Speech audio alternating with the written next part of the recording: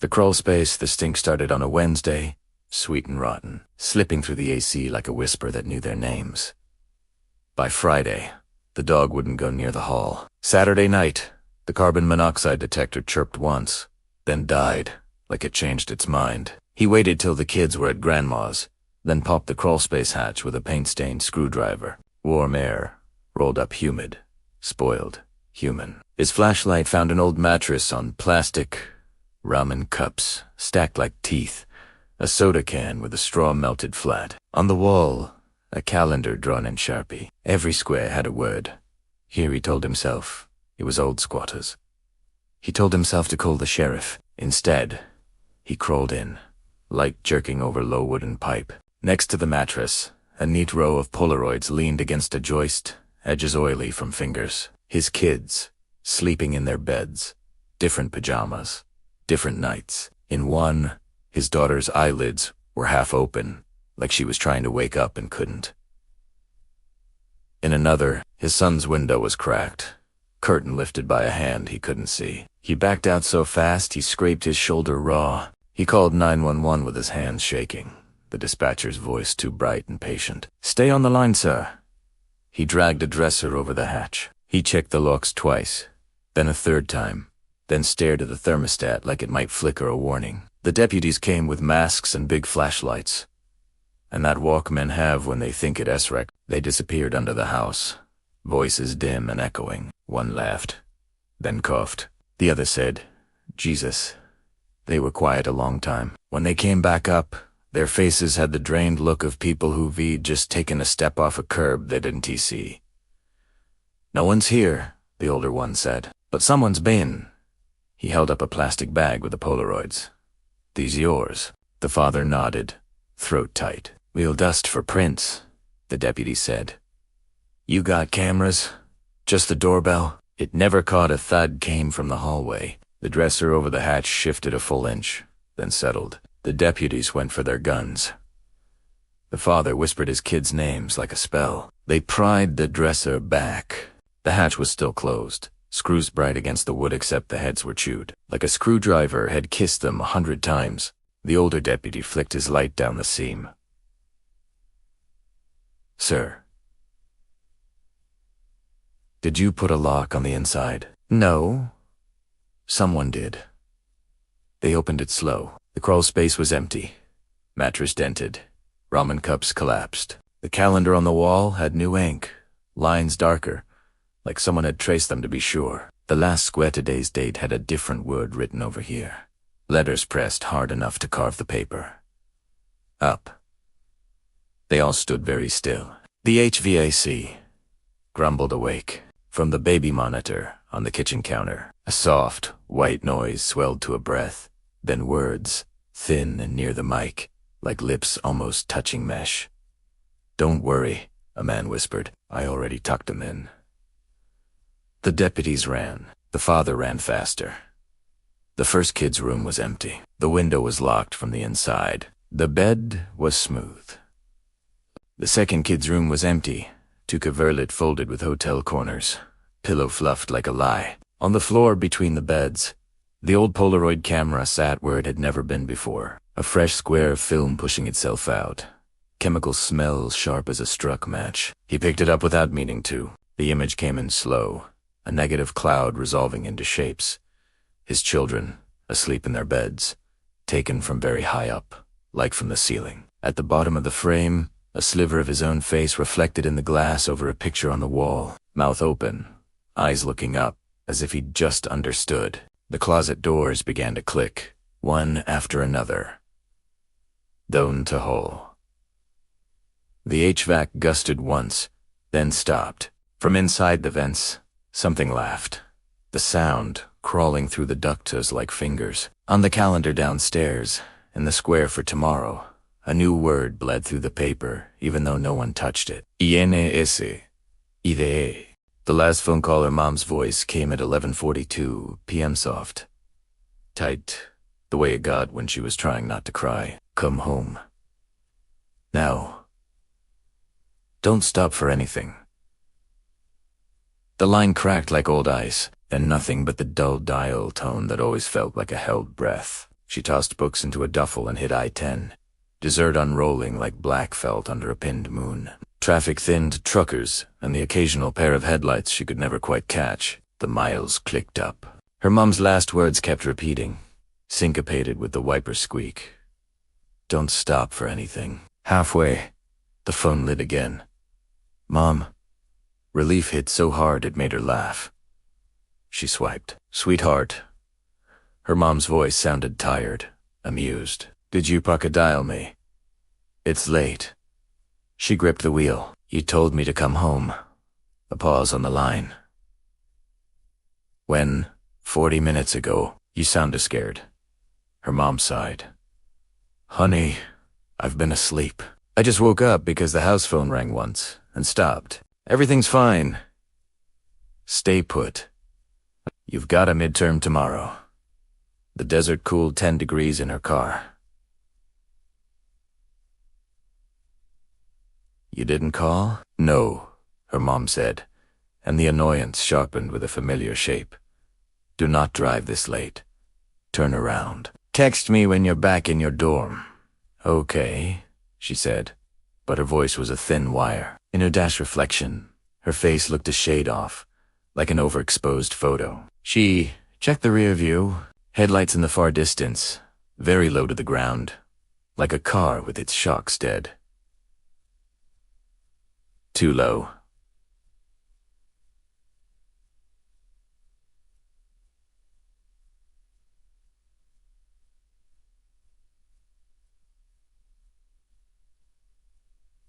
Carlo, her phone chimed. A text from Mom.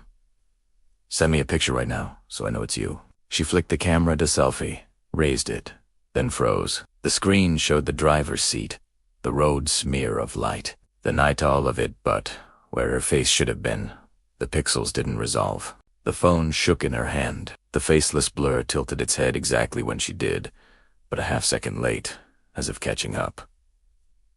Honey, her mom said in her ear.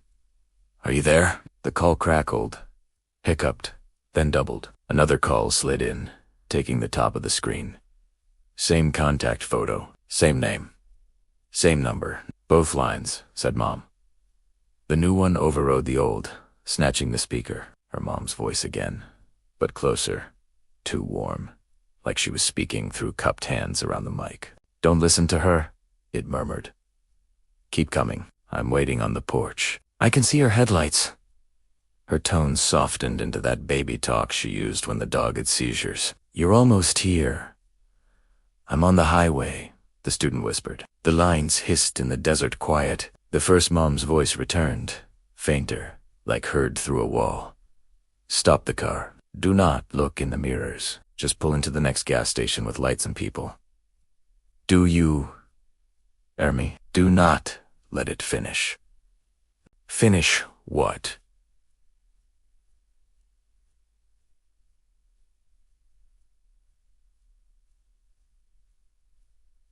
What? She asked. But the warm voice answered first, full of pride. The call. The low headlights behind her were suddenly not. Behind she had seen them pass, but pacing her in the lane to her right. A shadow with light in it, moving on air. No car body, just the shape a car would make, if someone described it well to the dark. The empty lane ticked under it like a conveyor. Her phone vibrated again. A new text from her own number. Answer me. She killed the call, thumb fumbling, and the line went dead. The desert listened. For a moment, everything existed perfectly. Road, night, her breath, the humming thing that wasn't a car. Then the phone rang so hard it jumped in her cup holder. The screen dinte su aname. It showed her contact photo, her own face, from freshman orientation, sunlight in her hair and the word mom beneath it. She let it ring. 5, 6, 10 times. The 10th ring was a wet sound, like a mouth opening underwater. On the 11th, her voicemail icon appeared. New message. 1. She pulled into the shoulder hard enough the gravel sang. The knot car on her right slid to a stop without decelerating. It waited, patient, just out of peripheral vision. She opened the voicemail with a shaking thumb. First, her mom, real and furious, dragging breath through her nose the way she did when she couldn't cry yet. If you're on the road, get off it. Get inside somewhere bright. Do not come home until morning. I will stay on the line if you need me, okay? Pick up when you get 2 people. Then, a second voice, perfectly her mom's, but edited. Wrong the breaths too long. The consonants smoothed, vowels stretched like pulled taffy. You're almost here, it cooed, and the sound of a porch swing squeaked once, as if for proof. I can see you. Look up. She looked. Ahead, a porch light burned in the dark where no houses stood. A square of warm yellow nested in black fields. An impossible front door, planted on desert scrub. And there, backlit in the frame, a familiar shape waited and lifted a hand, slow and careful, fingers too many by one. Her phone buzzed in her palm like a dying insect. The screen split without her touch, her reflection on one side, the porch on the other. In her reflection, her mouth moved and the phone showed no sound. In the porch view, her mom's mouth moved and her own voice came out, saying, "Turn off the engine, sweetheart. We're so proud of you." She threw the car into reverse. The engine stalled. The key turned without catching, like the slot had been filled with gum.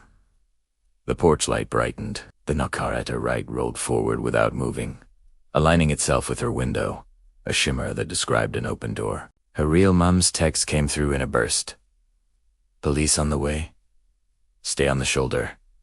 Do not open the window. The thing by her door tapped the glass with a sound like fingernails and coins. On her phone, the call screen returned, and now there was only one option. Answer. She pressed decline. The button didn't work. The screen smiled anyway and connected. Her mom's voice flooded the car, warm and close, the way it had at 11:42 p.m. Come home, it breathed right away. In the background of the call, she heard her own ringtone, thin and distant, like it was coming from a phone buried under the porch steps, vibrating against wood. Then, softer, right behind her left ear, the porch voice whispered with familiar love, "Don't stop for anything." She reached for the door lock out of pure reflex. From the phone's speaker, her real mother screamed a wordless nitrogen monoxide, a raw, feral sound she'd only heard once before, when the dog ran into traffic. It cut through the desert like a flare. Her body obeyed that scream, not the voice at her ear. Headlights crested behind a Rio car.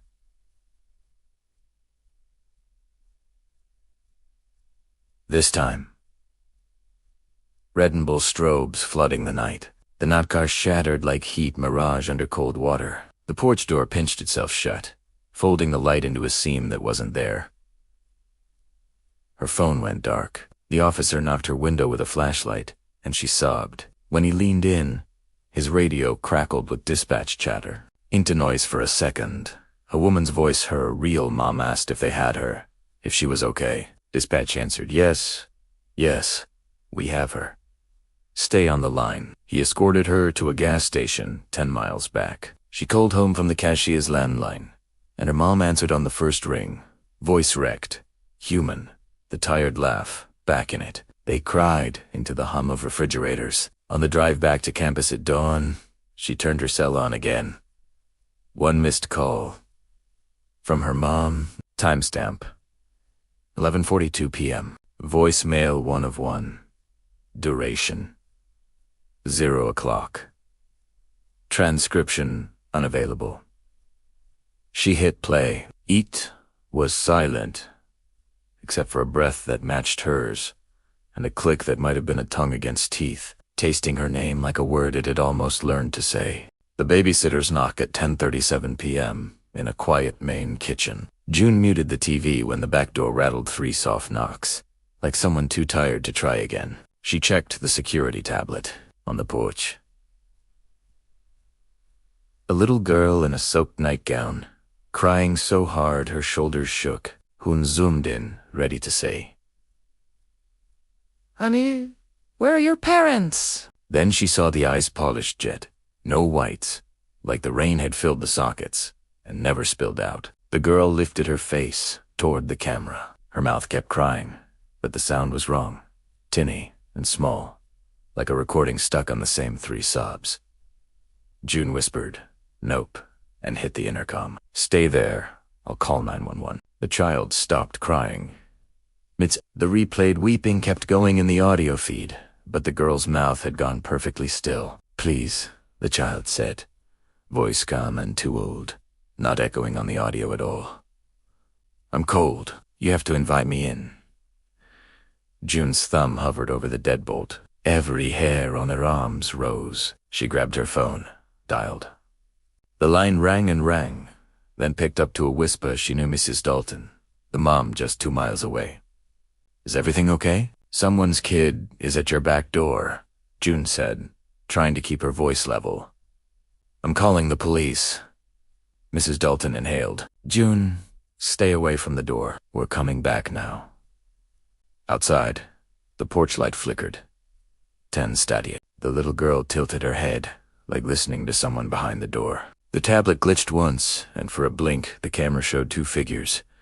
The girl up close, and a second taller one standing just beyond the light its hands. Pressed flat to the glass fingers, 2 long tips, gray and shiny like they'd been burned smooth. Something thumped upstairs. June froze. The baby monitor hissed. A stuffed bear rolled out of the nursery doorway into the hall on its own, then stopped as if a foot had held it in place. "Don't open," Mrs. Dalton whispered into June's ear. "Whatever happens, don't say yes." The tablet chimed motion detected. Kitchen. June swung the camera view to the mudroom. Then the pantry. Empty. Back to the porch. The girl was closer, almost nose to the glass. Breath fogging in perfect circles that didn't match the timing of the fake sobs still stuttering through the feed. "Please," the girl said softly. "You're babysitting. You let little ones in." The porch light dimmed. "Let me be little." June took 1 step back, heart in her throat. The front headlights washed the trees outside, thank God. The Daltons were pulling in. Relief surged so fast it hurt. The tablet view split on its own. Left pane. The porch, empty now. Rain carving lines through the light. Right pane.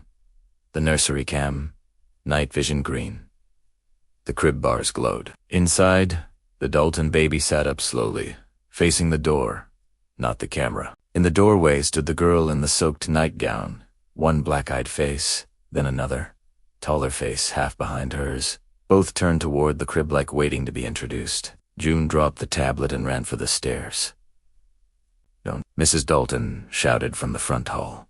Keys hitting the floor, shoes skidding. "Don't say." At the nursery door, June grabbed the knob. It was cold, metal, from the freezer. Cold. She pushed in and blurted without thinking, "It's okay, sweetie. Come here." The room was empty. The bear lay on its side by the crib. The baby slept on, fist at his cheek. The window was latched. June's breath fogged once and vanished. Downstairs, the back door knocked again. 3 soft taps. The front door hinges screamed as Mr. Dalton burst in with a bat, the porch light flaring behind him. June wanted to say it was fine now. Really. A glitch. A storm trick. Then the baby monitor in June's hand, dead seconds ago, lit up 1 more time-grainy, snow-washed hand. Showed the kitchen from a low angle. The back door stood wide open. Terrain didn't cross the threshold. Something else did. A hand she didn't recognize. Too smooth. Fingertips shining gray. Gently turning the deadbolt from the inside. The monitor speaker played a new sound. Not crying. Not knocking, just a small, polite voice, perfectly clear, from somewhere between the floors. "Thank you for having us." The stranger's reflection, she was half asleep, brushing her teeth in her Wisconsin ranch house, when the mirror caught a shape that didn't belong, a man in a dark coat, standing just behind her shoulder, smiling like he knew the joke's end already. She spun so hard the cup clattered, and the bathroom was nothing but tile, and the slow drip of the faucet. Empty in that way a room is when even the corners feel innocent. She turned back to the glass. He was still there, closer now, smiled wider, as if the mirror had taken one step she hadn't. She tried logic. First fog. Fatigue, the way old mirrors warp faces into strangers' and dragged her palm across the glass, streaking toothpaste foam into comets. The man didn't smear. He sharpened.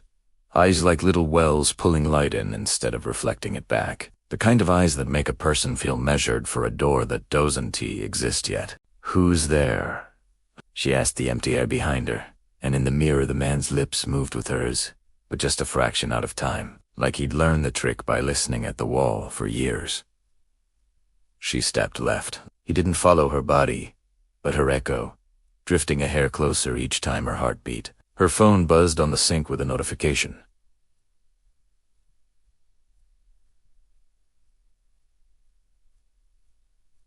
Camera detected face in bathroom. She lifted it, like a talisman, and opened the live view. The screen showed her, alone. The mirror reflecting only her back and the doorway beyond.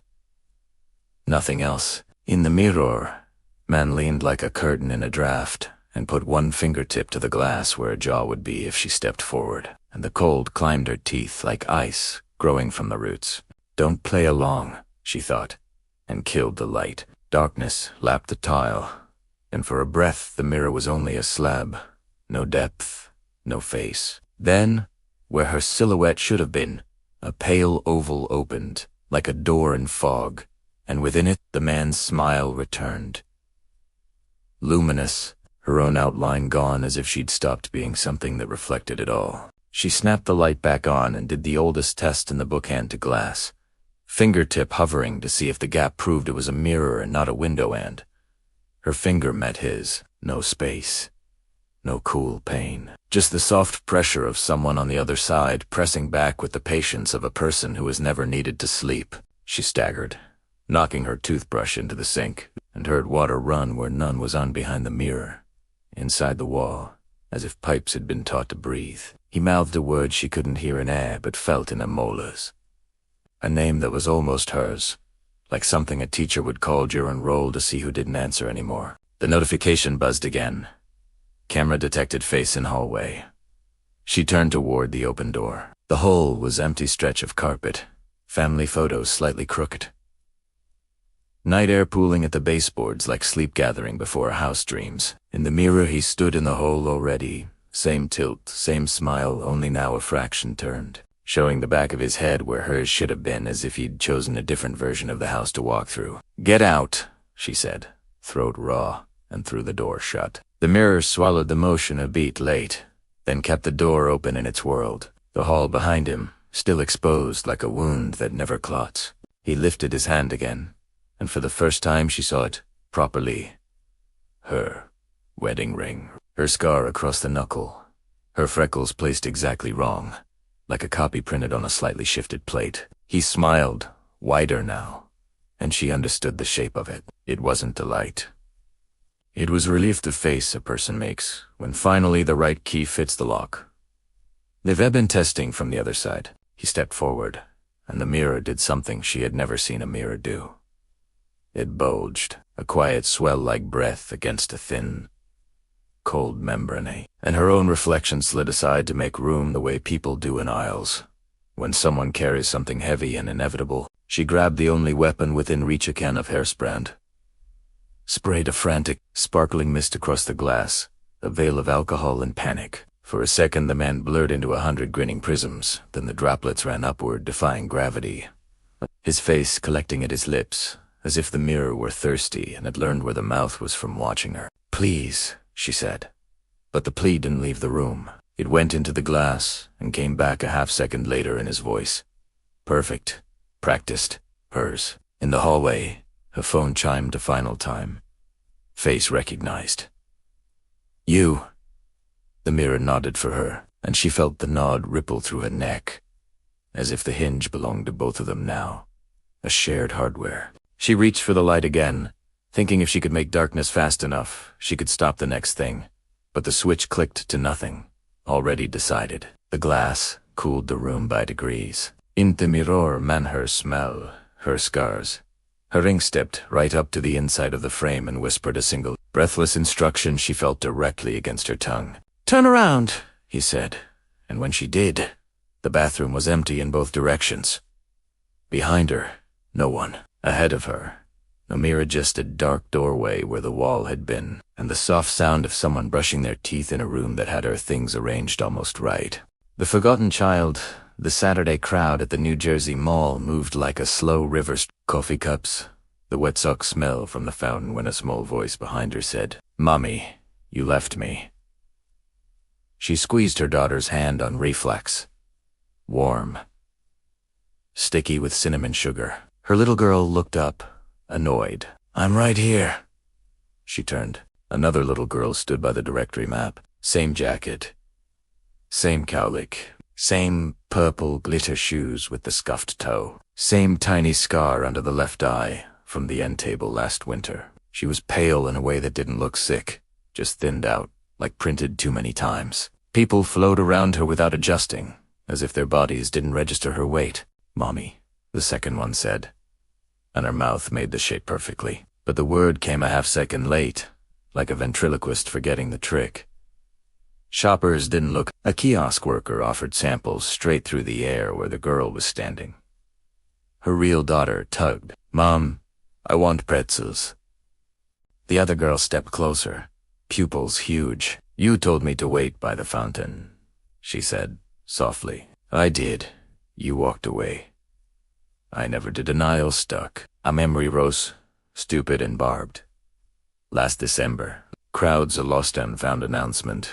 The blind animal panic that burned her throat for exactly 27 seconds, until a security guard pointed she found her. It was fine. It had been fine. "Don't talk to strangers," her real daughter said, wary, pressing closer. The second child's eyes flicked to the small hand clamped around her mother's fingers, then back up. "I held my breath like you said," she whispered, and blew out a long, thin stream that didn't fog in the mall's warm air. "It was so good. Nobody came. I got tired." The fountain burbled. Holiday music skipped on a speaker and corrected itself. Somewhere, a mother laughed too loud.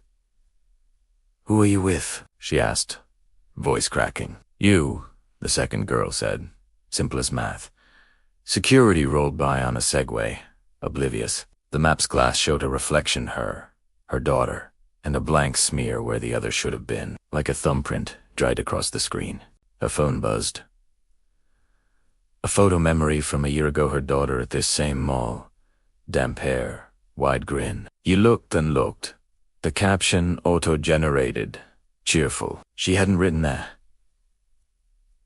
The second girl reached out, palm up, identical chipped, purple polish. "Just say my name," she said, "so I can go with you." Her eldest daughter flinched and squeezed harder. "Mom," she whispered, voice going small. "Don't." "What's your name?" the woman asked, and hated how badly she wanted to hear the wrong answer. Both girls said it at the same time. The mall lights dimmed a fraction, as if the building took a long blink.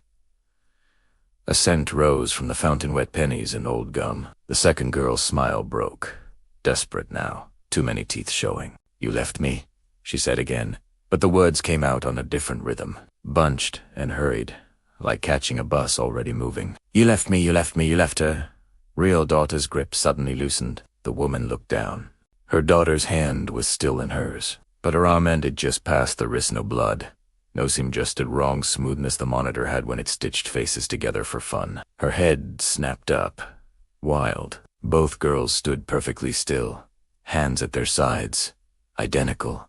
Patient. The crowd flowed. And somewhere, the PA system popped, and a friendly voice said, "Attention shoppers," and then said nothing else at all. "Picked," the second girl said. And the first one, her first one, said it too. Same, soft tone. "Pick!"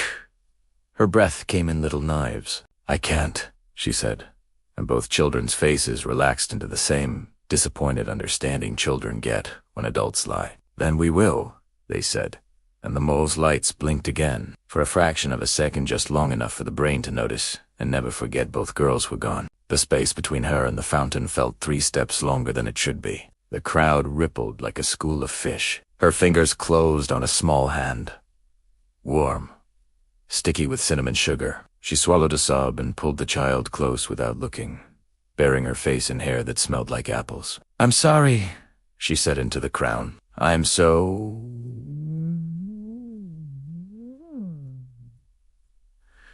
"So, Mom," the little voice said, muffled in her coat. "I'm right here." She looked. Her daughter's eyes were a perfect match for the photo on her phone.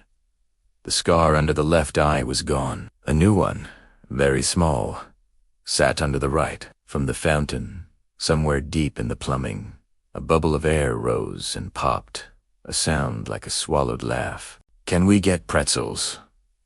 her daughter asked, bright, tugging her toward the food court. She nodded too fast. Yeah, baby. Anything." Aste walked past the directory. The glass showed a mother and a child, their hands linked, moving through the bright, safe map of stores. Behind them, just at the edge of the reflection, a second small figure kept pace, face turned toward the glass instead of the hall, one hand raised to knock. No one turned when the sound came. Only the woman flinched, a tiny click against the mirror, polite and patient, like a child who's learned how long a mother can take to come back. The face in the vent, the boy and Candace wouldn't tease sleep unless the nightlight was on and the vent was taped shut. Blue paint as tape crisscrossed like a weak little fence. He kept saying the same thing, every night. "The eyes move when I move. They blink when I blink." His parents laughed, took a video, promised monster spray, the kind that smells like lemon cleaner. On the 4th night, Dad got tired of the ritual. He peeled the tape off, popped the grate with a butter knife, and said, "See, just dust and ducts." The shaft yawned longer than it should have, cold air purring on his face. He clicked the flashlight on and slid the beam in. White. Then a shine, like a marble. Not dust. An eye. It didn't flinch from the light. It dilated at him, slow and greedy. Something pale pulled back. Not a scuttle, but a retreat. A practiced motion that knew the angles of the metal. Dad jerked, hid the panic with a laugh, screwed the grate back on with fumbling hands. "A prank," he said, mouth dry. "Probably a raccoon." "Raccoons don't wink," the boy said, and rolled away, face to the wall.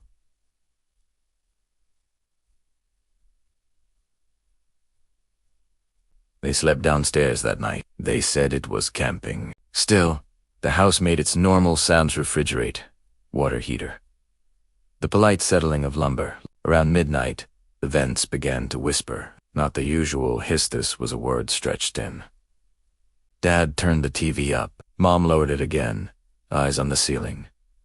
At 1:12 a.m., the heat kicked on.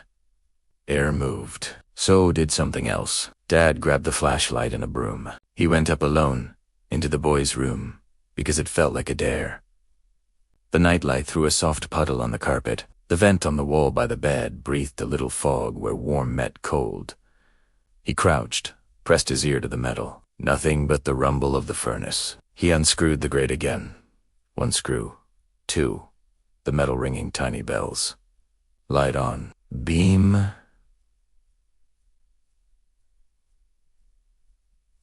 In. A face waited right there, only an inch back. Not a person's face. Something narrower, like it had learned the shape, but not the depth. The skin was an even gray, stretched tight, the nose too thin, the lips a line that was more decision than mouth. The eyes were huge and wet, pupils like polished sinkholes. "Hey," it said, but the word came from farther than the shaft could possibly go, like the duct ran across the whole night and brought the sound back on a delay. Dad stabbed the broom in. The bristles touched, soft not soft, like hairless skin over grating.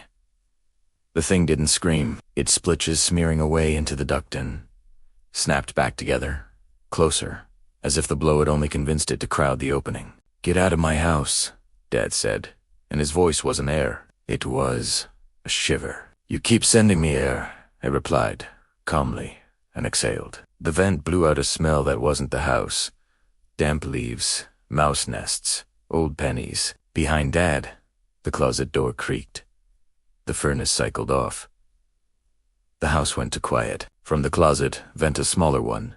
Near the floor came a matching exhale. Dad turned the flashlight.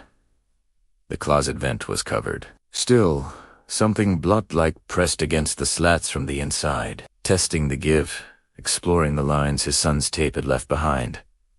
He backed toward the hallway. "Don't," said the voice, and the word came from all the vents at once. Hallway. Bathroom. Downstairs, living room, the syllable shivered through the house like a draft through. "He asked me to watch him." "No, he didn't," Dad snapped. "Every night," it said. "Patient." He stares back. In the hall, Mom called his name.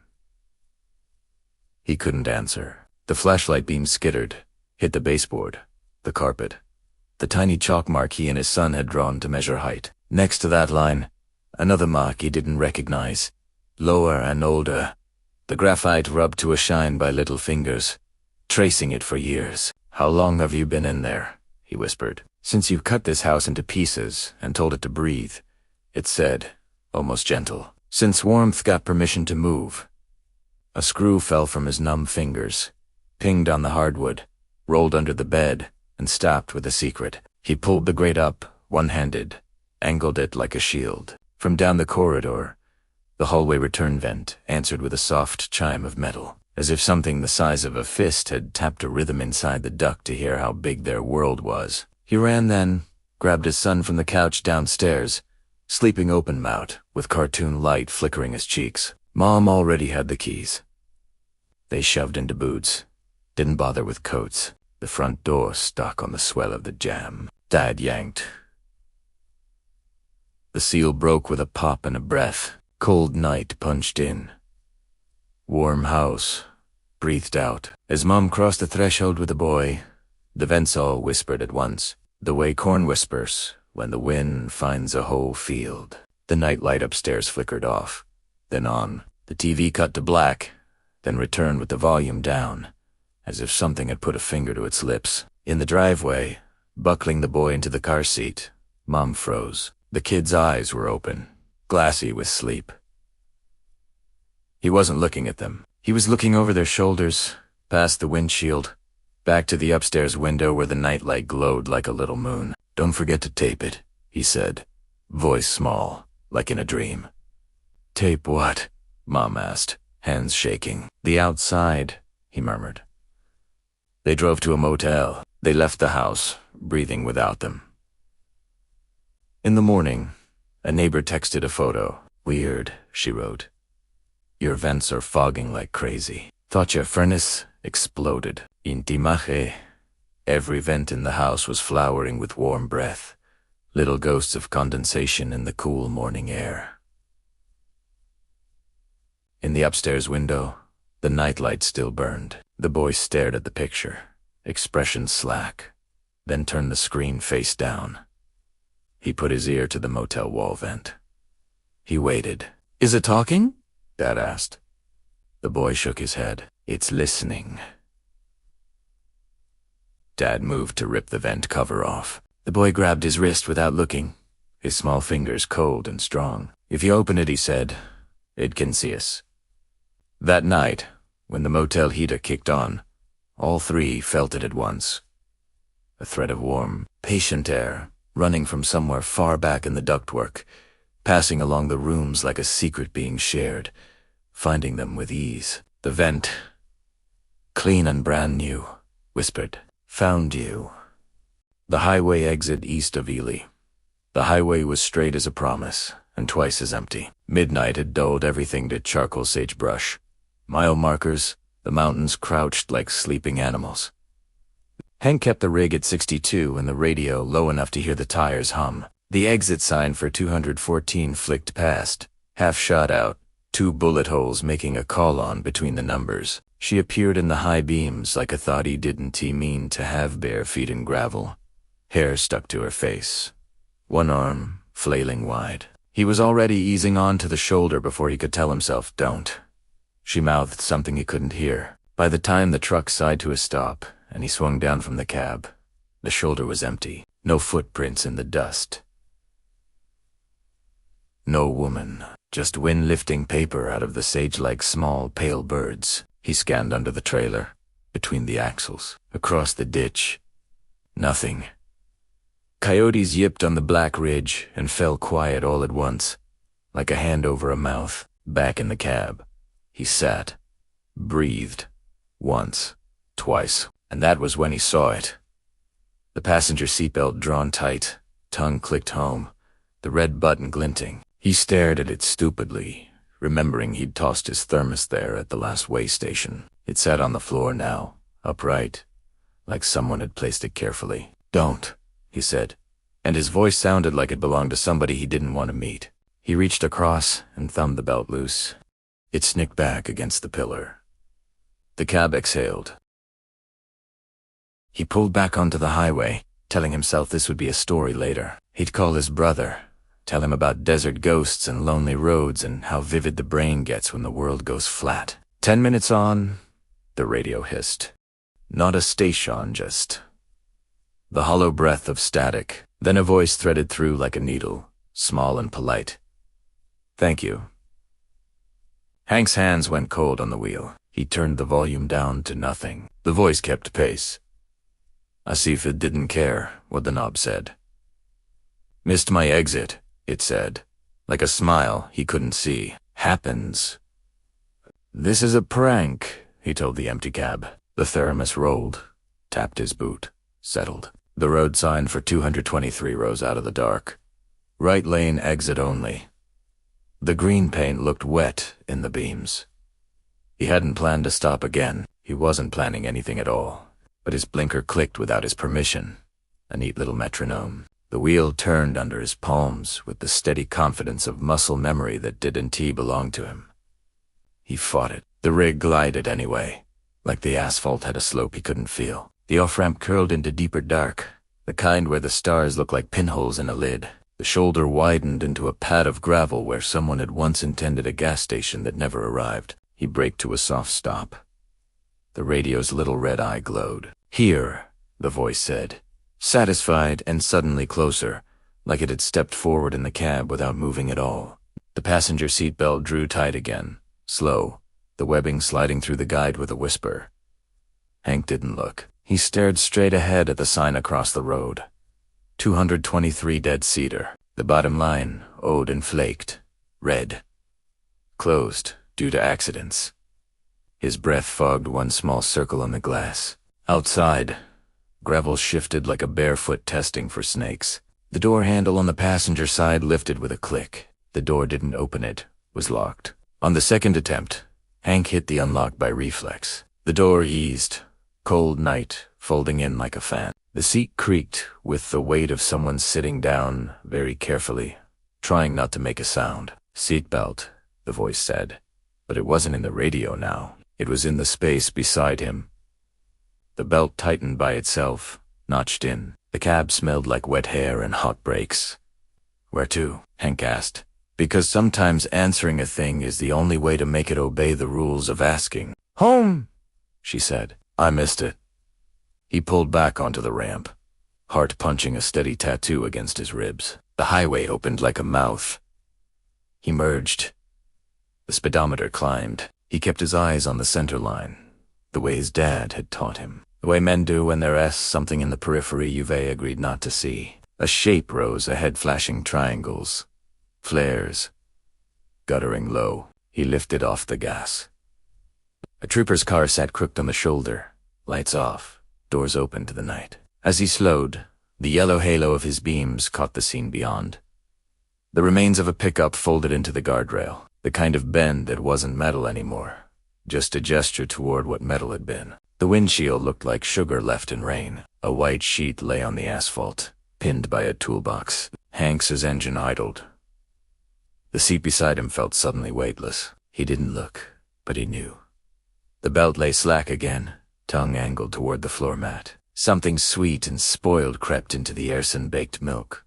Summer heat over a playground. He put the truck in gear. The radio whispered on its own, a last small thread of breath. This time I won't look back. He rolled past the wreck, in his mirror just for a heartbeat. High beams stitched the shoulder into focus. A woman stood in it, pale as highway paint, one arm raised, the other cradling air. She didn't wave him down. She watched him go, as if learning how to let something leave. Hank drove. The mile marker for 214 returned like a looped thought. The bullet holes made their colon again. His blinker clicked, and this time he didn't touch it. The passenger seatbelt buckled with a soft, obedient click. In the middle of the country, a new museum has opened. It's dedicated to one man, John Marietta. Who is he? Well, here's one story about him. John and his wife Betty Lou were driving home from a family reunion. It was late. Their car broke down in St. Louis, so they found a hotel on the outskirts of town. The owner gave them a key, showed them to their room. It was empty except for a lone chair in the middle of the floor and a set of stairs leading up onto the bed. So Betty Lou and John climbed into bed. It was lumpy, creaky, and pretty cold. But John started to drift off when he heard a scratching sound coming from the wardrobe. It was a gentle scratching, like fingernails on wood, then a tapping sound, like someone was trying to get their attention. Curious, John got out of bed to investigate. As he approached the wardrobe, the tapping became more insistent, louder, more demanding. John reached for the door handle. Suddenly, the tapping stopped. He opened the door. There was nothing in the closet but a pile of dusty clothes. John threw it off and went back to bed. From the corner of his eye, he saw the closet door swing open again. This time, he paid closer attention. Something was moving inside. He strained to see what it was, but it was too dark. John called out, "Hello, is anyone in there?" The closet door slammed shut. Then John heard a giggle. It wasn't a child's giggle, more like a woman's. The giggle was followed by footsteps, not the shuffling footsteps of someone walking on the bed, but clear, distinct footsteps on the carpet. The footsteps approached the bed. Then John felt something cold and hard press into his leg. Startled, he switched on the bedside lamp. Sitting on the bed beside him was a wooden box. It was intricately carved, old, and about the size of a shoebox. Betty Lou and John stared at it for a moment. Neither of them knew where it had come from. John cautiously reached out and touched the lid. It was cool to the touch, almost as if it had been recently buried. He turned it over in his hands. There was no lock, no clasp, just the intricate carvings. And then he noticed a pattern emerging from the designs, a sequence of swirling lines and dots that formed a spiral shape. John recognized it instantly. It was the spiral binding on the book he had been reading before they left home. He opened the book, tracing the spiral. As his finger followed the pattern, the box suddenly unlocked. With trembling hands, he opened the box. Inside, nestled on a bed of velvet, was a silver key. John carefully lifted it out. It seemed impossibly light. As he turned it over in his hands, he saw an inscription on the shaft. "Beware the hands that reach." John looked up at the wardrobe. The door was wide open. Something glistened in the darkness. He switched on the light. Hanging from a nail in the wardrobe was a single gloved hand. Its fingers were long and slender, eerily pale, and it seemed to be beckoning. John backed away, stumbling over the bed in his haste to get away. He slipped on the smooth surface and fell backward off the bed. Just as he hit the floor, he saw something else. Scrunched in the corner of the room was a blanket, and over it were imprinted 5 distinct sets of pale fingerprints. John scrambled back, knocking over the wooden box. The key fell to the floor. It landed with a dull thud and a faint scraping sound.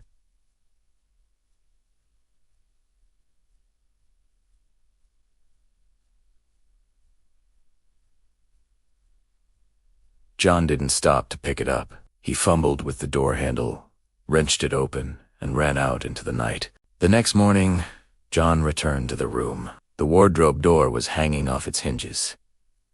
The bed was empty, the box was gone, the fingerprints were vanished, but the key was still on the floor where he had left it. What did it unlock? Well, that's for you to find out, if you ever stay in room 17. The window visitor just after 2 a.m. in rural Georgia. He woke to a delicate tapping, 1, 2, 3 like fingernails testing glass for a break that wouldn't scream. He told himself it was a branch. Even though the nearest tree had been cut last summer, the tapping came again, higher now, like whoever owned the fingers was standing on nothing at all. He slid from bed, crossed the carpet that remembered his steps, and pinched the curtain back. A face filled the window, taller than any man had a right to be at a second-story pane. It stretched long and pale, as if the skin had been rolled thin over a smile too wide to hide. The grin reached past the cheeks, past There's crescent of small, careful teeth like pins laid in porcelain. The eyes were shut, tight and pleased, as if savoring a surprise. He stumbled backward, heart banging, then lunged forward to yank the curtain closed and pretend he hadn't seen it. Another tap. Another tap, this time a slow drag, like a ring being traced in a circle. He forced himself to look again. The face was closer, as if trying to enter purely by pressing nose flattened, that impossible smile unbroken. The mouth didn't fog the glass. No breath. He thought of ladders, of pranksters, of drones. The pain trembled under a patient, rhythmic knock. He found his phone. Tumbing nuevo, and then froze as the tapping stopped. In a sudden quiet, the old house wind in its beams, and somewhere downstairs, a floorboard gave a soft, answering click. A second sound came behind him. He spun. The bedroom mirror reflected the window and the yard and the empty night. No face, no grin, just his own pale shape, washed in moonlight. The tapping resumed, was softer, like hearing it through a wall. He realized it wasn't on the glass anymore. It was inside the pane, on the far surface, where the breeze should be. He leaned in, despite himself. The grin widened, but not at the window inside the mirror. As if the glass had been a door he hadn't noticed he'd opened. The face pressed up from the reflection side. Features reversed, mouth yawning wider without ever parting. Those shut eyes flickered beneath the lids, like something excited to wake. He dropped the phone. It hit the carpet without a sound he could feel. He reached to pull the curtain shut on the real window, but his fingers passed through only his reflection's hand smooth as water, colder than frost. The mirror didn't show his arm anymore. It showed the figures, long and jointed wrong, matching his movement with too many knuckles. He tore his gaze away and saw the window for what it was now. Clean, still, no face, no tapping. The sound continued from the mirror, tapping at the inside of the glass, the way a guest taps a door they already own. He grabbed the lamp and hurled it. The mirror exploded into glittering frost, shards flashing like a storm. The room went dark. Silence. He stood in the dark and listened to his blood. Then he heard the new sound. A wet squeak, like a hand sliding free from something tight. He felt the night change temperature, not colder, not warmer, emptier, as if a mouth had opened and swallowed the room. He turned, thinking of the hallway, of the stairs, of the front door. Behind him, where the mirror had been, a tall figure straightened to its full, unearned height, brushing the ceiling with its crown. It smiled without light, a crescent, too generous to be kind. When he ran for the door, every window in the house began to tap back, all at once, like applause, timed to his footsteps. The elevator ride at 11:37 p.m. Maya took the empty elevator in her Chicago high, thumb still cold from the lobby's revolving door. The door slid shut, the cab hummed, and she pressed 23.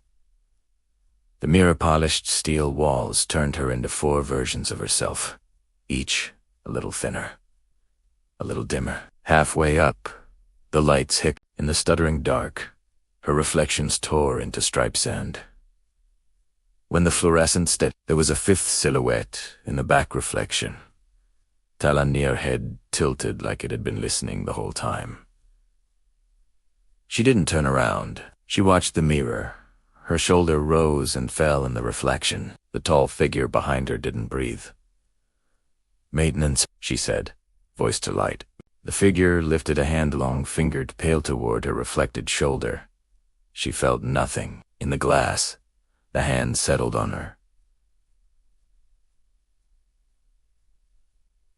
Her reflection flinched. Maya jabbed door open. The button chimed. Did nothing. Floor numbers floated up. 12, 15, 18. The mirrored versions of her all glanced down at the panel. The told one didn't move. In the reflection, its face was a soft smear, like breath on glass. She forced herself to turn. No one there, just steel walls and her own shape shaking. She faced the mirror again. The figure had leaned closer. So close, the smudged suggestion of a mouth grazed her reflected ear. The lights flickered a second time, longer. In the blackout, something whispered through the HVAC. Not a word, just a drawn-out inhale like a straw hitting the bottom of a drink. When the light returned, the cab had skipped a floor. 21 glowed. 10 22. Her phone vibrated no service, which wasn't possible this high up. The elevator chimed at 23 and stopped. Doors didn't open. In the mirror, every version of Maya looked at the seam, but the door should pot. The fifth shape turned its head instead, listening. The cab didn't move. The mirror sighed, frost at the edges. A fog. Green widening like something exhaling from the other side of the metal. She pressed the alarm. A dry click answered. The tall figure's head rotated in the reflection until its mouth aligned perfectly with her ear.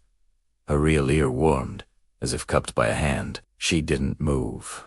A new floor number blinked. Her stomach dropped. The building had no basement. The elevator began to descend, smooth and unhurried, as if the cab had decided it had always been going down. The mirror showed the fifth figure place a finger to where its lip should be. She grabbed the seam and yanked. The doors gave half an inch and stopped. A sliver of hallway showed 23's carpet, the gold stripe, the ficus she always mocked. In the reflection, the doors were wide open to a corridor that wasn't hers.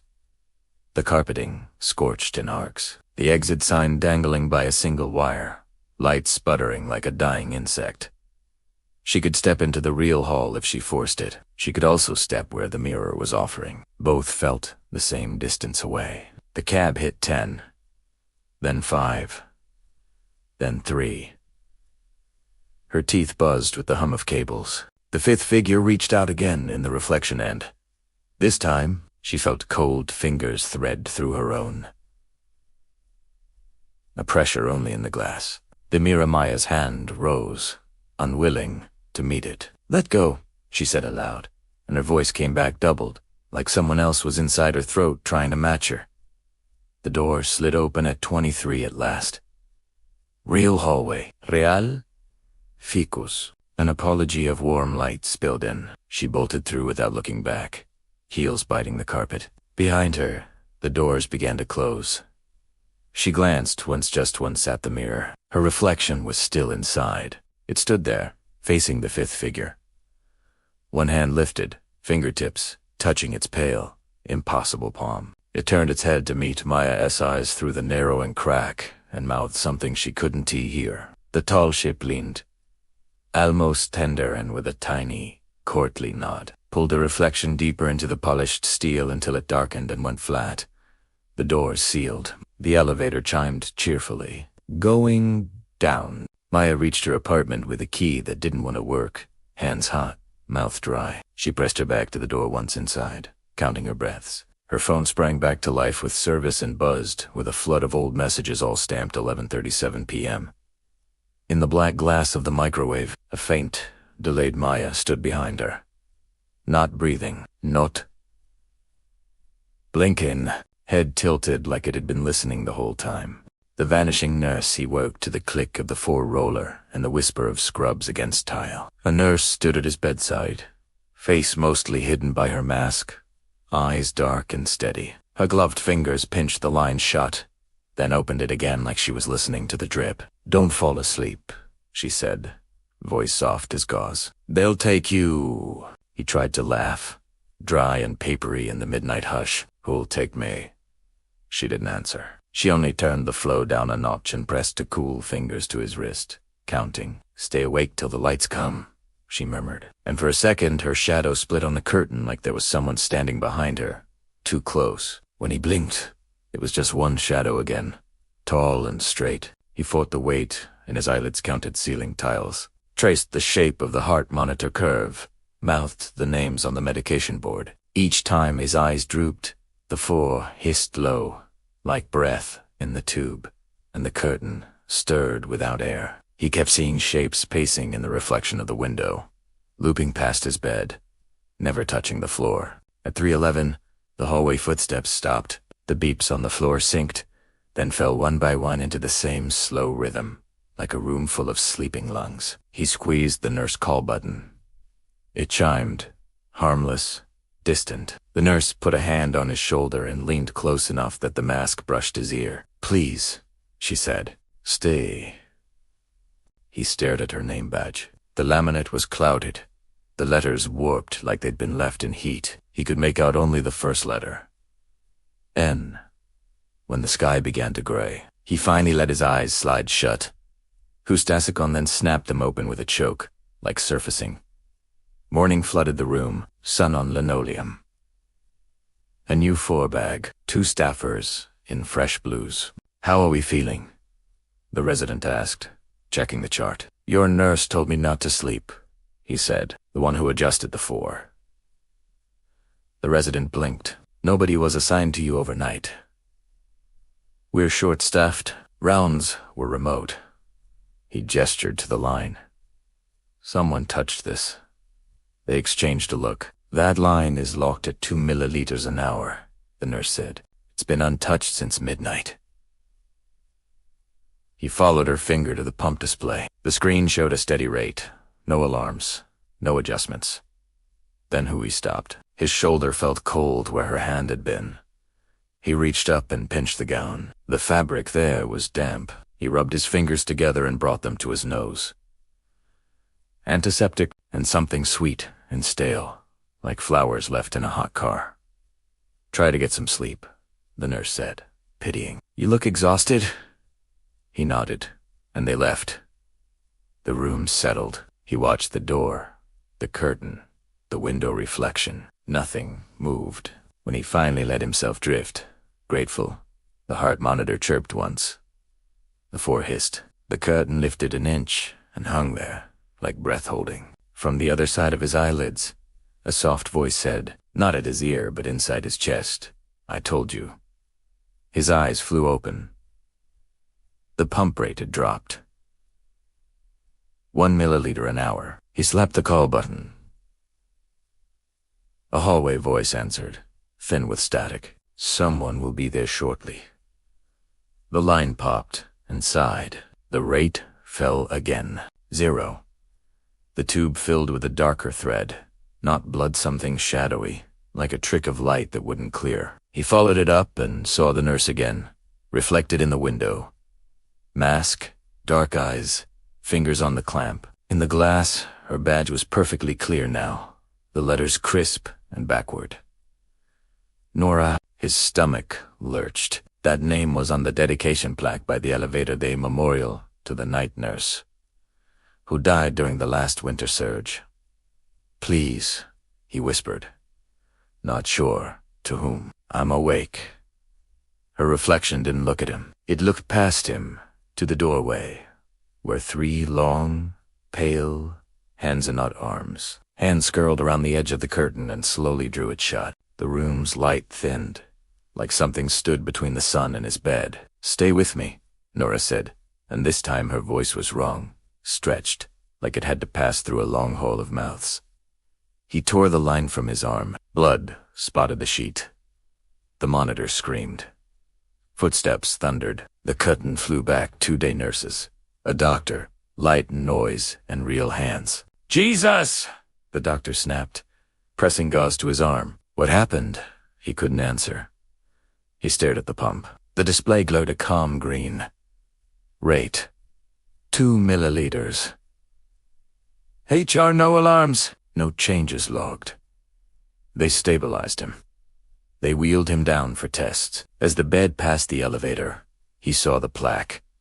In memory of Nurse Nora Hawley, for staying when others could not. Someone had taped fresh lilies there. The petals were browning at the edges.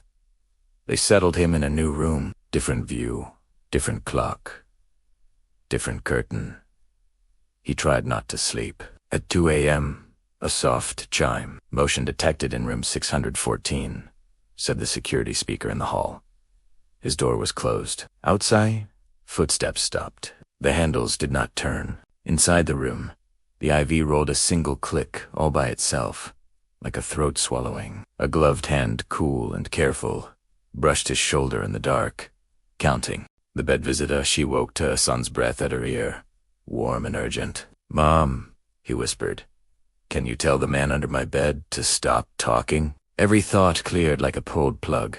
She slid from her North Carolina bungalow's creaking mattress and followed him down the hall. Nightlight glow made a shallow pond of the carpet. In his doorway, the dinosaur decals looked like they were listening. "Sweetie," she murmured, keeping her voice level. "What's he saying?" Her boy's eyes stayed on the floor. "He keeps saying he's thirsty, but he's not using his mouth." She crouched. The bed's dust ruffle breathed in the HVAC's sigh. She lifted the fabric. Phone flashlight off, no reason to scare him with shadows. "Hey there," she said to the dark. "Time to be quiet." Silence. Then a dry rustle. Something under the mattress spoke with her exact voice, perfect and flat. "Time to be quiet." She dropped a sheet so fast it snapped. Her son's hand slid into hers, fingers slick with cold sweat. "See?" he said, oddly calm. "He likes to copy." "It's just the vent," she lied, and pulled the dust ruffle again, this time with the light. The beam cut a low cave of carpet and lint. No shape, no shoes, no man. Only the bed slats in the wall, and near the headboard, a long dark stain she didn't recognize. Thin as a smile, something moved where the light didn't reach. Like a face deciding which way to be. "Out," she said, swallowing. "Now." She grabbed her son, turned for the hall. A whisper rose from under the bed, not her voice this time wet, cheerful, too close. "Okay, coming out." They didn't wait. She ran, her boy's feet slapping her shins, to the front door. Deadbolt, chain, handle she yanked. But the door shuddered and stuck like the wood was breathing in. The thermostat kicked on. The house exhaled a line of cool air along the floor, from hallway to living room, like something scooting on its belly. "Mom," her son said softly, almost curious. "He's not under my bed anymore." Footsteps padded from the hall toward them, childlike, quick. Her son stood right there in her arms. The steps stopped on the far side of the couch. A small voice, the precise pitch of her son's, whispered, "Can you tell the man under my mom's bed to stop talking?" She turned, heart punching bone. The couch's dust liner hung torn, a black flap. From beneath it, a low laugh bubbled up, like someone learning how. Her phone buzzed, and her palm a known number, local. She answered on speaker because her hands wouldn't unclench. A recording played. Her son's voice, breathy and close to the mic, repeating "Mom," again and again, but missing the rise at the end, like a question with the question shaved off. Behind her, the bedroom down the hall made a soft thump. The baby monitor on the entry table lit up. She didn't own a baby monitor and showed a grainy view of her room. The camera faced her bed. The sheet lifted in one long, careful inhale, as if something underneath was deciding to be bigger. From the couch's underside, the cheerful voice piped, closer now, right by her ankle. "I told him to stop talking," it said, delighted, "but he said he can't. He has to practice." Her son, still in her arms, leaned toward the dark and whispered, friendly as any child at a sleepover, "It's okay. He's shy." A hand not cold, not warm, just exactly room temperature tapped the top of her foot from beneath the couch, testing where her skin began. Then, with her son's laugh, it did it again. The collector by midterms. Alyssa had stopped joking about the missing socks, the vanishing hair ties, the pens that never made it back from her Desk little losses that felt like a draft under a door that should be shut. She blamed roommates, laundry machines, herself, nights. She shoved a chair under her dorm room knob anyway, listening to the pipes hum like someone whispering through a straw. Maintenance came in spring, tracing a leak behind the sink. They pried off a vent, then a panel, then a false back. The smell was old dust and sweet rot inside the crawl space. A blanket, a thermos, 2 candles melted into one. A shoebox weighted, rubber banded tight. Alyssa knew it before they opened it. Her striped socks, bold the way she did. Her hair ties still threaded with strands of her hair. Her pens, all chewed on the same side. Underneath, a neat stack of Polaroids. Her sleeping face, mouth parted, one hand tucked under her cheek. The flash lighting the room like a storm had passed through. The angles were from above. From to bent, inches away. One showed her smiling in her sleep at something just out of frame. "Call Campos Police," maintenance said. Already backing away, they dragged out more. An inhaler that wasn't hers. A ring from someone's thumb. A keycard that would open their floor and only their floor. And in the drywall dust, a footprint. Toes splayed, pale and damp, as if the wall itself had sweated a person out. Campus police found the man 3 hours later inside the walls down the hall, curled in a hollow, eyes bright and blank as marbles.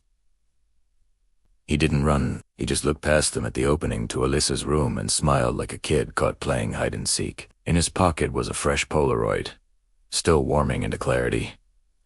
They cuffed him. They sealed the vent. They changed the lock.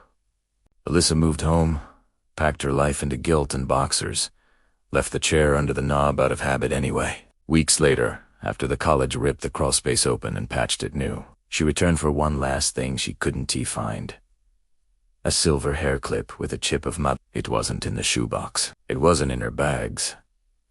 The new drywall was smooth and painted. The vent was screwed shut. The room had that empty, echoing sound of a place that doesn't remember a name. She slept there one last night on a blow-up mattress. The window cracked.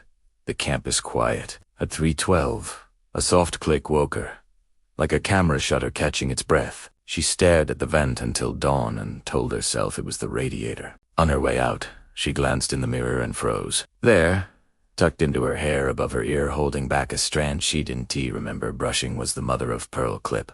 It hadn't been there a second ago. It sat just right, the way she used to wear it. She lifted a hand, fingers shaking. Before she touched it, the mirror's surface breathed white, as if someone on the other side had leaned close and fogged it. In the soft oval of vapor, a fingertip drew a little tally mark next to 3 others. Patient, foot in a row, then slowly circled her reflection's throat. Later, when she developed the disposable camera she kept for nostalgia, there was one extra photo she had taken. A shot of her room at 3:12 a.m. The angle from the vent, the flash, to brighter on the mattress with her mouth parted, smiling again at something just out of frame. Under the glare, the new drywall showed a tiny puckered seam no one had sanded smooth, just wide enough for a fingertip to slip through and count.